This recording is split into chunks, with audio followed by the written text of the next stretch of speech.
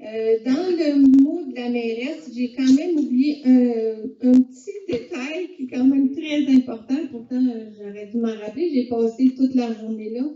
Samedi, le marché de Noël. Ça a été un franc succès. Ça s'est fait à l'école. On suppose, mais on aura les chiffres exacts éventuellement parce que tous les billets vont être comptés. C'est les gens qui donnaient leur nom et leur numéro de téléphone. On est certain qu'on a passé au moins 250 papiers sûrs, mais on va vérifier. On doute qu'il y a peut-être eu 300 personnes qui sont venues au marché de Noël. C'était sur le premier étage et à la cafétéria. Il y avait quand même 35 exposants.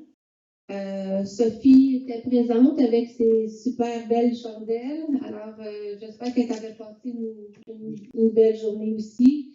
Il y avait vraiment des belles choses, puis pas cher. Vraiment, il y avait du beau stock. Fait que pour le prochain marché de Noël, je pense que ça va vraiment valoir la peine d'en refaire un. C'était très, très, très, très bénéfique pour les citoyens et aussi pour les artisans. Finalement, il y a plusieurs personnes qui ont gagné les paniers. Alors, parce que ce qui est arrivé, c'est les artisans qui offraient chacun quelque chose pour remplir les paniers. Ils ont été tellement généreux qu'on a fait 5 paniers. Fait qu'il y a 5 personnes, là, je n'ai pas les noms, mais je pourrais vous les dire à la prochaine séance. C'est Rose qui a gardé toutes les informations. Rose est vraiment une très bonne jeune fille pour faire des événements. On va la rencontrer aussi, là. On va voir si elle serait intéressée à participer à d'autres événements. Une petite fille très dégourdie, puis vraiment est à la page. Hein? Je vous dis qu'elle a attiré du monde. Fait que c'était pour le marché de Noël, c'était vraiment un franc succès. Maintenant, on va passer au point 15. Appel d'offres sur invitation pour les plans et devis, travaux de voirie et ponceau, rang 8 ouest et route d'Aston. Il est proposé par et appuyé par d'autoriser Techniconsultant à publier l'appel d'offres sur la SEAO pour les plans et devis, travaux de voirie et ponceau, rang 8 ouest et route d'Aston, et d'inviter les firmes suivantes. Englobe, Pluritech, EXP, Artelia, Tetratech, WSP, Stantec, AECOM et Génicité. Est-ce que j'ai un proposeur? J'ai Serge, merci. Jean-Marc qui appuie, merci. Au point 16, un avis de motion, dépôt et présentation du projet de règlement relatif au traitement des élus. Avis de motion est donné par Madame la conseillère ou Monsieur le conseiller. Là, est-ce qu'on a un conseiller qui veut? On finit puis après. D'accord. Qu'à une séance du conseil subséquente sera adopté le règlement numéro 292-25 relatif au traitement des membres du conseil municipal de la municipalité de Saint-Wenceslas. Madame la conseillère ou Monsieur le conseiller présente le projet de règlement numéro 292-25 relatif au traitement des membres du conseil municipal de la municipalité de Saint-Wenceslas et dépose le dit projet de règlement conformément à la loi. Ce règlement a pour objet la rémunération proposée et l'effet rétroactif. Suivant la séance, une copie du projet de règlement ainsi déposé sera mise à la disposition du public.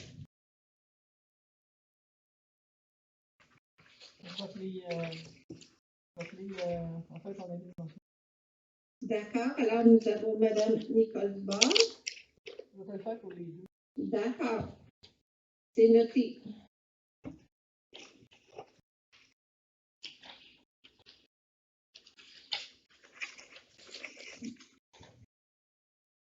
Nous sommes maintenant rendus au point 17, déclaration d'intérêt d'un élu municipal tel que prévoit l'article 357 de la loi sur les élections et les référendums dans les municipalités, LERM, la greffière trésorière dépose la déclaration des intérêts pécuniaires du membre du conseil suivant, Jason Lauzon, conseiller, conformément à l'article 360-2 de la LERM. La greffière trésorière transmettra au ministre des Affaires municipales et de l'Habitation le relevé qui identifie les membres du conseil ayant déposé leur déclaration des intérêts pécuniaires. Fait que le document avait été déposé. Oui. OK, merci. Le point 18, avis de motion du règlement déterminant les taux de taxes pour l'année 2026. Madame la conseillère ou Monsieur le conseiller donne avis de motion qu'à une prochaine séance sera soumis pour adoption un règlement déterminant les taux de taxes pour l'année 2026. Serge, merci. Le point 19. Calendrier des séances ordinaires du Conseil pour l'année 2026. Considérant que l'article 148 du Code municipal du Québec prévoit que le Conseil doit établir, avant le début de chaque année civile, le calendrier de ces séances ordinaires pour la prochaine année, en fixant le jour et l'heure du début de chacune. Il est proposé par et appuyé par que les séances débuteront à 19h30 au centre communautaire Florian-Turcotte, situé au 1025 rue Hébert. Que le calendrier ci-après soit adopté relativement à la tenue des séances ordinaires du Conseil municipal pour l'année 2026. Le 12 janvier 2026, le 2 février 2026, le 2 mars, le 13 avril, le 4 mai, le 1er juin, le 6 juillet, le 10 août, le 14 septembre, le 5 octobre, le 2 novembre et le 7 décembre 2026. Qu'un avis public du contenu du présent calendrier soit publié par Carole Elie, directrice générale et greffière trésorière, conformément à la loi qui régit la municipalité. Est-ce que j'ai un proposant? Caroline, merci. Sophie, merci.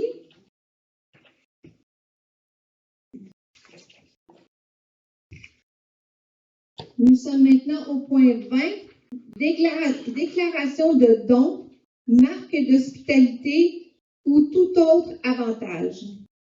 Tel que prévoit l'article 6 de la loi sur l'éthique et la déontologie en matière municipale, la greffière trésorière dépose le registre public des déclarations de dons, marques d'hospitalité et autres avantages par les membres du Conseil depuis la dernière séance au cours de laquelle un tel extrait a été déposé. Le point 21. Nomination des représentants Réseau Biblio CQLN.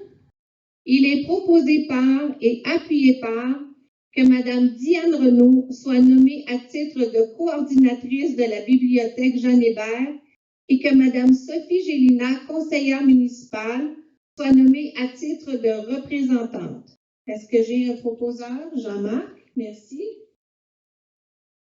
Est-ce que j'ai quelqu'un qui appuie? Caroline, merci. Le point 22. Vente de terrain rue des Aulniers, surplus accumulé. Il est proposé par et appuyé par d'annuler la résolution numéro 2017-075 qui consistait à transférer un montant de 483 811 $ dans un surplus réservé suite à la vente des terrains de la rue des Aulniers. Dans le fond, ce montant sera transféré dans le surplus général parce que tout a été fait pour ce qui a trait à la rue des Aulniers. Est-ce que j'ai un proposeur? Nicole et Serge. Parfait, merci.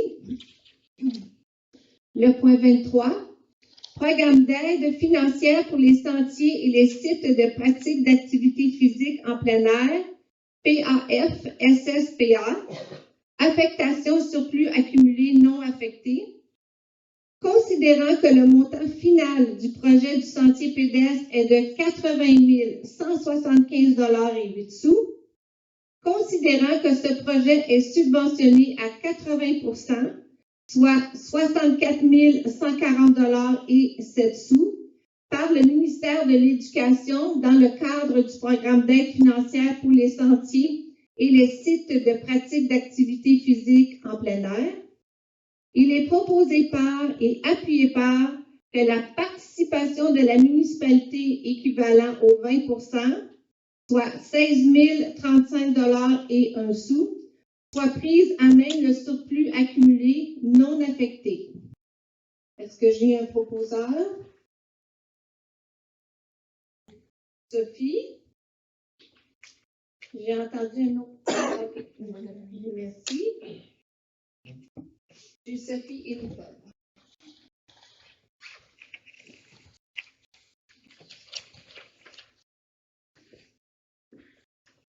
Le point 24, dissolution des loisirs de St. Wenceslas Inc., fermeture de compte.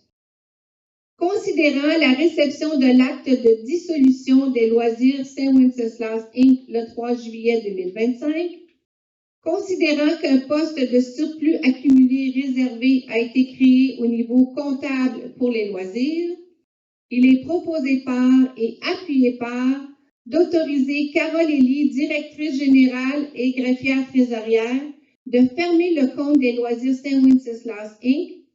et à transférer le dit montant dans le compte de la municipalité, que ce montant de 18 671,79 $ soit affecté au surplus accumulé réservé des loisirs.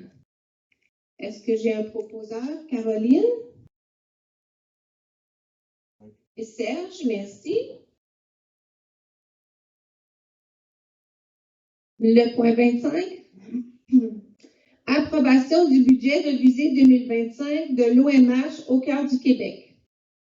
Considérant que l'OMH au cœur du Québec nous a transmis pour approbation son budget révisé de l'année 2025, il est proposé par et appuyé par que le Conseil municipal de St. Wenceslas approuve le budget révisé 2025 de l'OMH au cœur du Québec, considérant que la contribution de la municipalité passe de 1 580 à 1 660 $, qui est une augmentation de 80 $.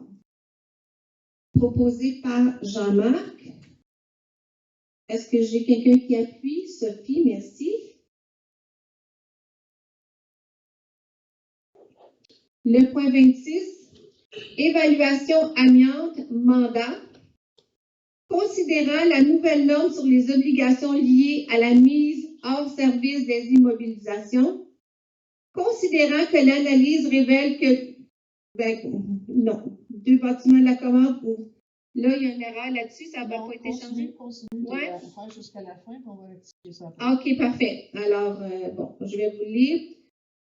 Considérant que l'analyse révèle que 2 bâtiments, commodes et centres communautaires, sont contaminés dû à la présence d'amiante dans la structure, considérant que la municipalité doit mandater une firme externe afin d'effectuer une évaluation des coûts à encourir pour rendre les 2 bâtiments non contaminés, considérant la demande de prix faite auprès de 2 firmes, Englobe Québec au montant de 18 764 taxes non incluses. Ensuite, Gesport à Trois-Rivières pour un montant de 6 940 $, taxes non incluses. Il est proposé par et appuyé par que la municipalité de St. Wenceslas mandate la firme Gesport pour l'évaluation des coûts selon la nouvelle norme sur les obligations liées à la mise hors service des immobilisations amiantes. Madame Dubard? Oui, OK. Le mois passé, j'ai fait retarder le point parce qu'il y avait 3 points qui étaient quand même assez nébuleux dans l'offre de service. Le premier point était de corriger l'estimé parce qu'il y avait une erreur au niveau de l'estimé quand ils ont calculé leur affaire. Donc, ils devaient corriger ça. Aujourd'hui, on avait une réunion de budget et on a repassé tout ça, là. Le deuxième point, c'est que dans l'offre de service, il n'y avait pas de police d'assurance. Quand quelqu'un nous fait une offre de service, il doit fournir sa police d'assurance. Donc, normalement, ils doivent avoir une responsabilité civile générale minimum. Ça dépend de ce qu'ils viennent faire, là. Mais comme eux autres, minimum 2 millions. Et maintenant aussi, il y a la responsabilité professionnelle. Ça couvre l'ingénierie. Et normalement, c'est 2 millions également. Eux autres, ils n'en avaient pas. Alors, Carole a fait en sorte, elle les a appelés, ils vont corriger le tir. Le troisième point, c'est que dans la présentation, ils ont des échantillons à venir prélever. Ils ont des normes à respecter. Je vous donne un exemple, ils vont le faire au centre communautaire, puis ils vont le faire à la commode. Mettons, je vous donne un exemple. Ils ont, on va dire, exemple, 9 échantillons à faire. Mettons qu'ils en font 5, puis ils trouvent un contaminant à la 5e. Ce qu'on ne voulait pas, si tu en trouves à la 5e, tu ne charges que les 5 premières. On ne veut pas s'en faire charger 9. Parce qu'ils vont, à la commode, ils vont en prendre 50, ici, ils vont en prendre 40.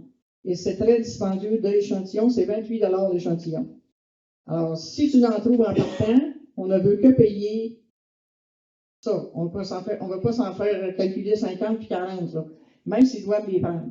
Au moment où tu vas trouver de l'amiante, parce que autres, ils marquaient dans leurs choses, s'ils trouvent, exemple, à partir de la 5e, pour eux autres, tout le reste est contaminé. Mais tu ne feras pas checker le laboratoire, là. Fait qu'on ne veut pas s'en faire charger 50 si tu l'as trouvé à 5.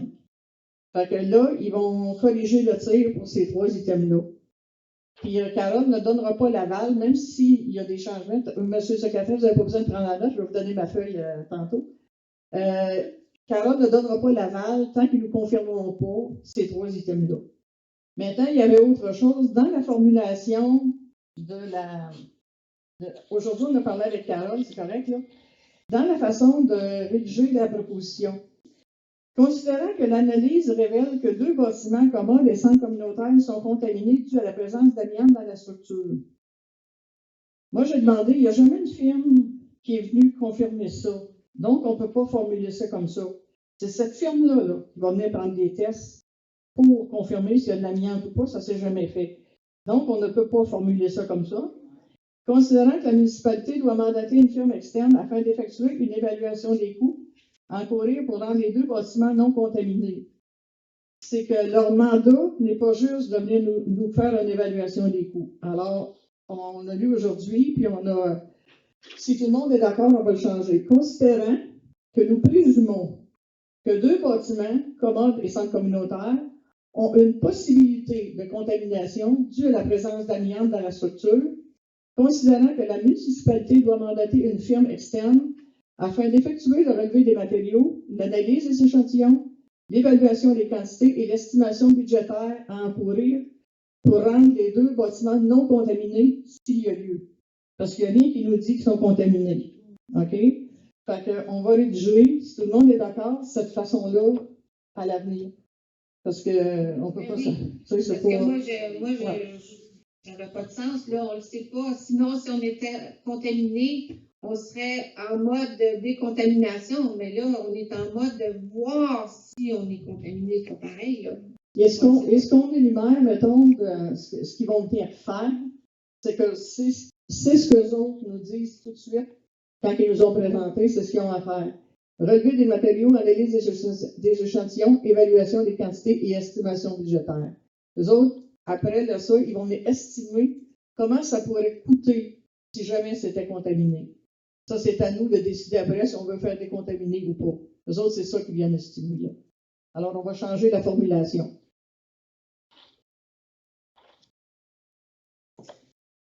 On va quand même passer la résolution pour ne pas retarder le processus. Okay. Mais par contre, à partir du moment où eux autres nous ont présenté le document, on a 60 jours. Donc, ça va juste en janvier. OK. Il n'y a pas de problème. Fait qu'on peut avoir un proposeur. Et dans le procès verbal, ça va être modifié. Oui, elle va le. Parfait. Nicole, si on touche à rien, mettons qu'il y a de l'amiante, on touche à rien, on roule pas les murs, on n'est pas obligé de Non, on n'est pas contaminer. obligé. Eux autres, ils viennent nous dire si c'est contaminé ou pas, puis on n'a aucune obligation. Si on dit on le fait d'abord, c'est contaminé, on le fait dans 2 ans, 3 ans, c'est correct, on peut ne pas obliger non plus. Eux autres, ils viennent l'évaluer. C'est ça qu'ils viennent faire. Est-ce que j'ai quelqu'un qui appuie? Ah, Serge? OK. Ça ici, ça va être modifié. C'est une obligation de faire ça? Oui. Oui. C'est vraiment une obligation.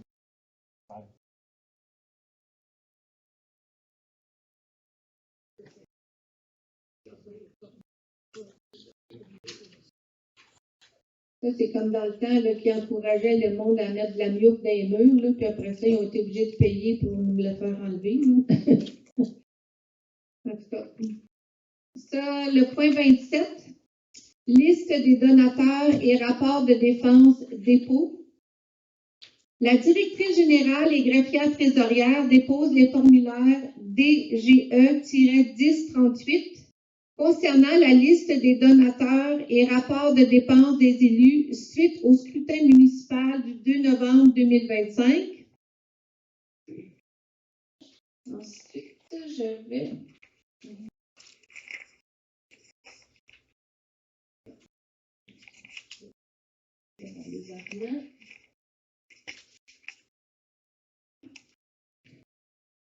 Maintenant, on est 28. L'entente inspection avenant. Moi, c'est tout ce que j'ai sur mon papier.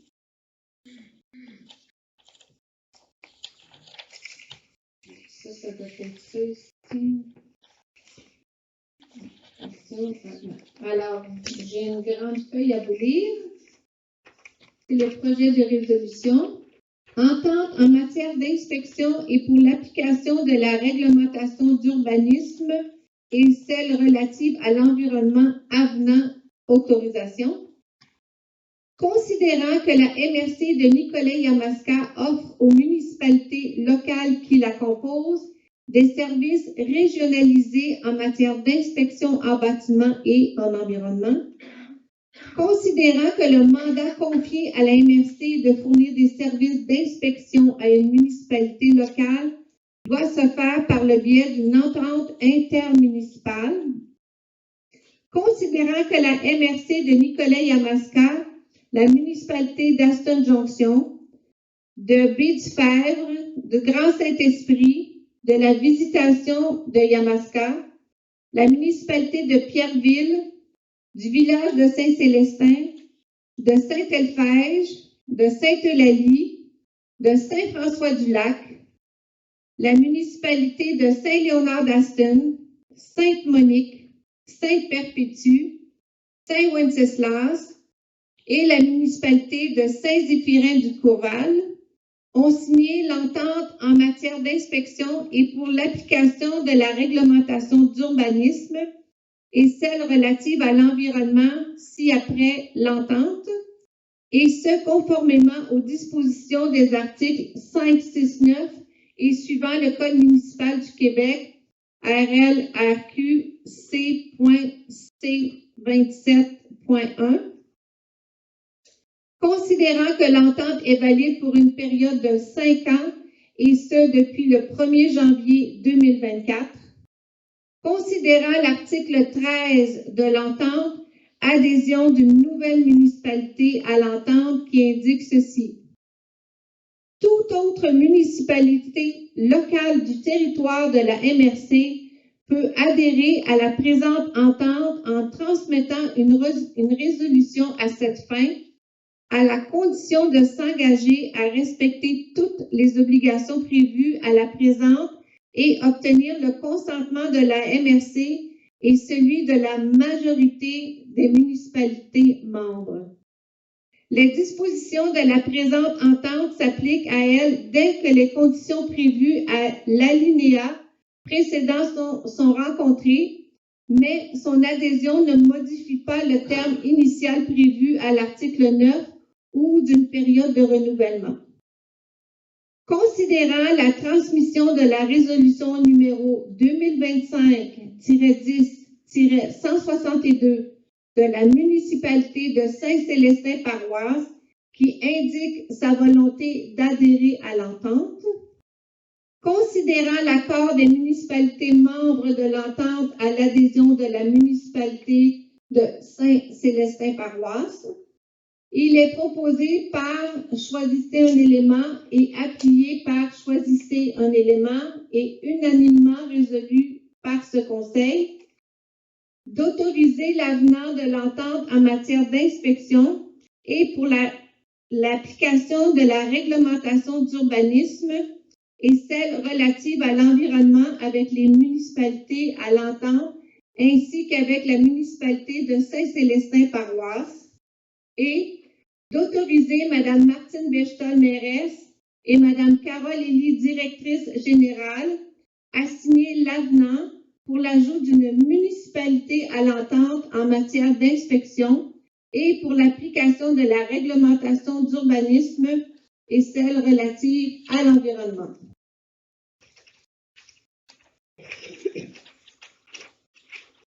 Alors, est-ce que on a Nicole et Serge?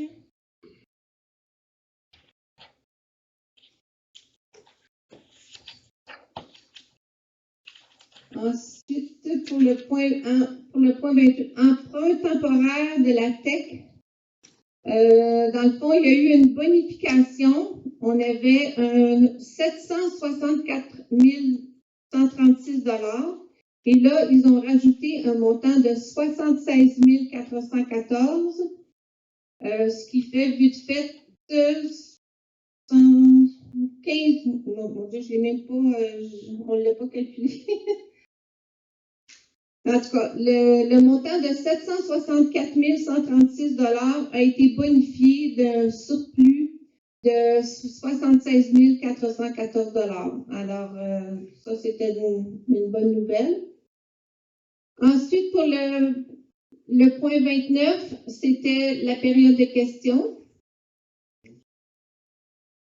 Ben là, c'est parce que ça a été fait à la dernière minute. On a 26 évaluations amiantes, 27 listes des donateurs, 28 inspections avenants. OK. Bon, ben, c'est ça quand c'est écrit à toute dernière minute à 5 heures. J'ai le 27, c'est l'entente de l'inspection avenant, le 28, l'emprunt, donc le 29, c'est la période de questions, et après ça, le 30, ça va être la levée de l'Assemblée. Et voilà, désolé.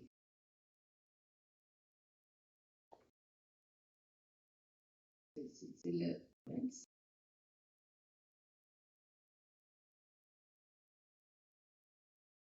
Parfait. Alors, nous sommes maintenant à la période de questions, au point 28.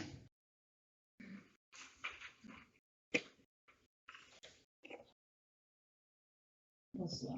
Bonsoir. Marie-Hélène Delisle. Je voulais savoir, vu que les loisirs c'est terminé, est-ce que, maintenant, si on fait une activité, est-ce qu'il va y avoir quand même des budgets alloués pour les habitants de Saint-Juan? Maintenant, si on veut faire une activité, on va avoir des petits montants d'argent pour nous aider à faire nos activités? Ou il y a plus rien? Pour l'instant, jusqu'à date, c'est un peu comme ça qu'on a fonctionné. Dans le fond, on a participé le sentier de la peur, on a donné un coup de main. Les tirs de tracteur, on a donné un coup de main aussi. Alors, c'est pas exclu, on va devoir discuter quand même qu'est-ce qui arrive avec l'histoire d'une coordinatrice de loisirs, qu'est-ce qu'on fait avec ça, ou est-ce qu'on encourage simplement les gens qui s'organisent et puis qu'on participe financièrement, mais jusqu'à date, on le fait en tout cas. Est-ce que, dans le fond, s'il n'y a plus de loisirs, est-ce que le gouvernement va quand même fournir de l'argent? Je ne sais pas si ça venait d'eux autres ou ça venait de la municipalité.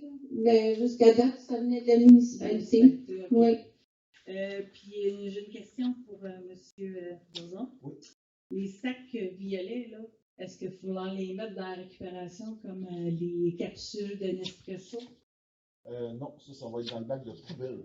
OK. Il n'y a rien qui va être en opération avant 2027. OK. Puis est-ce que combien ça va nous coûter ça de plus sur nos taxes? Ça, Parce j'ai que pas c'est dit le encore gratuit, là-dessus, il là. faut que je me penche là-dessus. Fait que dans les prochaines questions, dans les prochaines semaines, si tu es qu'à retourner à voir tes Mais ton je sais que comité. je sais que les collègues ont baissé beaucoup en frais. On est allé en appel, ils sont allés en appel d'offres, Ah puis ouais? ça a Ok. baissé là, de beaucoup. Ça va Parce que là, pouvoir compenser les centres de tri, le centre de tri qui va être. ça a doublé, parce que là, ils passent sur 2 semaines. On paye le même prix. C'est bien, merci.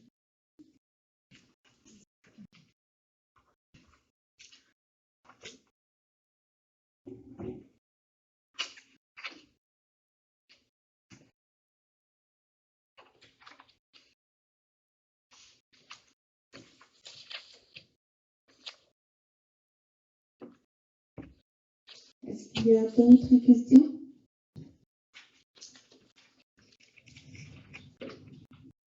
Madame la mairesse, il n'y a pas d'autres questions. J'aimerais répondre à M. Claude tantôt. M. Claude qui a demandé si c'était obligatoire la mienne. Quand Jesport nous a présenté son offre, il y avait au point 3.0 la législation. Ça, c'est l'obligation. Au Québec, la gestion des matériaux contenant de l'amiante est encadrée par la loi sur la santé et la sécurité du travail. Le règlement sur la santé et la sécurité du travail les met les obligations et le code de sécurité pour les travaux de construction. Les exigences propres à l'amiante apparaissent plus précisément dans la section bon 1 et ça, etc. Là. Concernant la gestion de l'amiante, la RSST exige l'implantation d'un registre qui doit être mis à jour à tous les 2 ans pour les flocages et les calorifuges accessibles, ainsi que la vérification de tous les matériaux susceptibles de contenir de l'amiante avant tout travaux pouvant générer de la poussière. C'est vraiment obligatoire au gouvernement. Pas le choix. Oui, parce que comme disait Mme Dubord tantôt aussi, là, c'est qu'ils veulent savoir si nos bâtiments sont contaminés à l'amiante. Une fois que les tests sont faits, s'il n'y a pas d'amiante, bon, tant mieux, on va être super content. Mais même s'il y en avait, il n'y a rien qui nous oblige à l'enlever. C'est juste que si jamais il y avait éventuellement des agrandissements, des rénovations ou des changements dans les structures, ben là, on est au courant qu'il y a de l'amiante, fait qu'il y a des précautions à prendre et puis un montant à planifier pour rénover et décontaminer. Mais même si on avait de l'amiante, si nos bâtiments sont en parfait état, il n'y a rien qui nous oblige à retirer l'amiante. Mais on va juste être au courant qu'il y en a s'il y en a. S'il n'y en a pas, ben il n'y en a pas. Ben oui, c'est ça. Fait que c'est pour ça que ce qu'ils veulent savoir, c'est si on en a. Mais même si on en a, ça ne nous oblige pas à décontaminer ou à l'enlever. Parce que pendant que c'est dans les murs, elle n'est pas dangereuse, là. C'est quand on va défaire que c'est dangereux. Je pense que c'est ça un peu, hein, Denis? OK. C'est ça, c'est. Parce que tu n'envoies pas des gens démolir, arranger, restructurer, tout ça, sans les aviser qu'il y a de l'amiante, parce que là, tu joues avec leur santé, là. Fait que c'est juste ça, mais. C'est.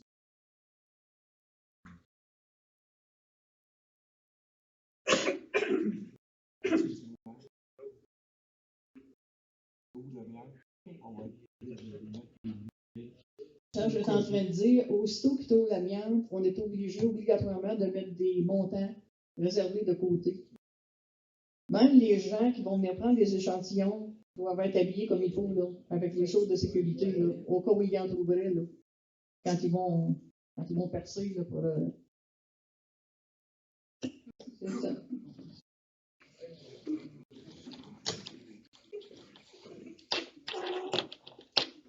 Michel Lamotte. Ça fait que les montants que vous aviez eus, c'est l'évaluation à l'article 26, c'était pour venir faire le test, et non pas pour enlever le lien. C'est juste pour venir faire les échantillonnages. OK. C'est juste ça. Eux autres, ils viennent chercher des échantillons pour nous dire si on a de la contamination. OK. Ça, c'est ce qu'ils chargent pour venir faire ça. Il peut y avoir des coûts reliés autrement à ça. Ça, c'est le minimum, la base. Là. OK, ça aurait pu coûter plus cher que ça pour Mais faire ça n'est- le test. Mais ça dépend toujours s'il y a d'autres choses qu'il faudrait qu'il fasse. Ça, c'est la base, là. Parce qu'il faudrait. Attends un truc. Ça, c'est pour prendre leur échantillon. Je vais vous donner un exemple de. Prendre des échantillons et les analyser, madame. Non, ça c'est compris. Envoyer ça dans des laboratoires, ça fait partie de la. Il n'y a pas de problème. OK. Mais avec l'idée que tu avais donnée, que si au bout de 5 ans, il y en trouve, ça va baisser le prix. Ben là, ça va dépendre combien d'échantillonnage qu'on peut payer. Ouais. Les autres, ils calculent tant. Mais ça se peut que ce soit moins cher. Si on paye moins d'échantillons, c'est sûr que ça va être moins cher. Oui, c'est ça.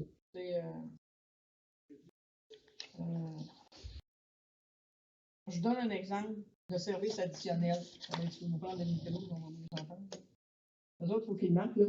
Mettons des services additionnels. À la suite de ce mandat, ils pourraient avoir. Les autres, ils vont rédiger une étude budgétaire. Rédiger la section des devis nécessaires à l'exécution des travaux, ça pourrait être additionnel.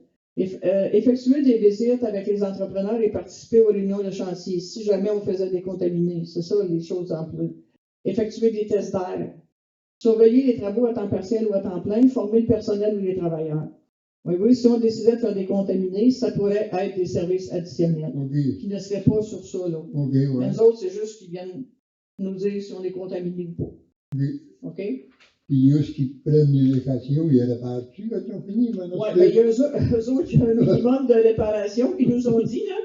Mais c'est sûr que s'ils dépeinturent, il va falloir repeinturer, là, c'est ça certain, parce que les autres, dans leur affaire, ils vont plâtrer, mettons. Donc, ils prendraient ici, ils vont plâtrer, mais ils ne feront pas en peinture, là, c'est sûr et certain, là.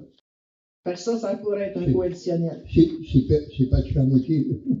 Ben, en principe, c'est des pros, ils devraient faire ça comme du monde, là.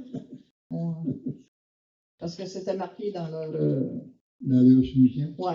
Eux autres, ce qu'ils font, ben, ils repartent ça, là, mais après ça, ben, c'est sûr que s'il y avait. Eux autres, nous colmaterons temporairement les zones d'échantillonnage à l'aide d'un ciment à joint ou du ruban adhésif. Le client sera responsable des réparations. Ça veut dire que c'est pour peinturer quelque chose, ben, on va le Oui, mais s'ils mettent un ruban dans le cul, il y a une clause. Non, c'est ça. Il y a une clause, c'est ça. On peut avoir des coûts additionnels. Ça fait partie de la... Non, OK, c'est bien. OK.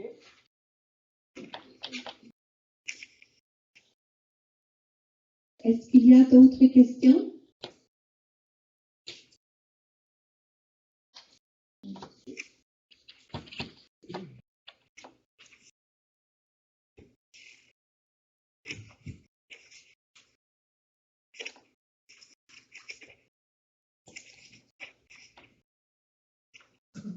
Alors,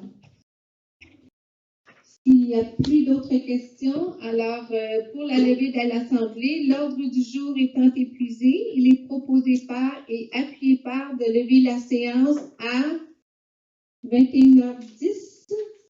Qui propose? Caroline, merci.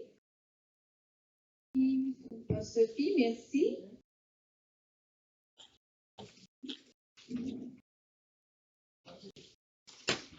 Je vous remercie infiniment. Un bon retour à la maison. Soyez prudents parce que c'est vraiment glissant là, sur les routes ce soir. Là.